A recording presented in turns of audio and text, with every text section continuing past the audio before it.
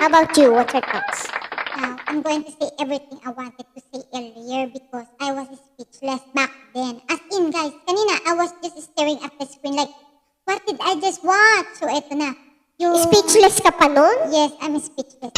Yung full breakdown, eto na yun. Sasabihin ko na, umaaligid kasi literally hovering or nasa paligid, diba? Talk about emotions and relationships na hindi pa rin nawawala.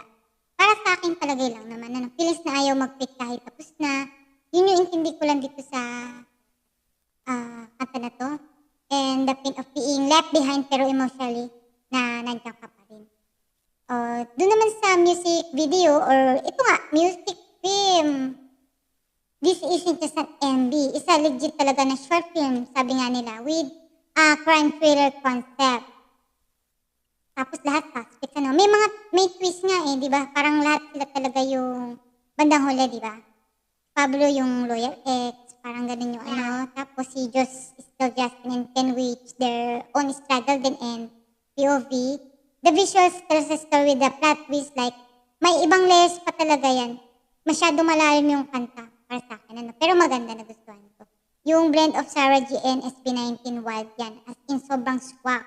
And si Estelle din, soaring adlibs na literal mapapatindig ng balahibo. Si Ken, deep emotional, may lalim talaga yung boses niya. Intense rap naman si Pablo. At si Josh and Justin, emotional praising na ang ganda rin ng line na ibinigay sa kanila. Kung sino man yung naglagay sa line ng kanta para sa kanila, no? And Sarah G, flawless control and smooth transitions, effortless na film behavior talaga. Sa acting talaga naman, ang lalim ng acting nila, si Kim Pablo at si Sarah. Sa huli na lang din si Sarah ipinakita din. Yung tension sa mga mukha palang ramdam mo na. They weren't just performing talaga. Yung story talaga ay sinasabi nila. They're telling a story. Ayan, even in a silence, you could feel the pain and weight din. Ngayon naman, big deal yan. Sabi mo nga kanina, first ever collab ng Popstar Royalty and the Kings of K-pop yan.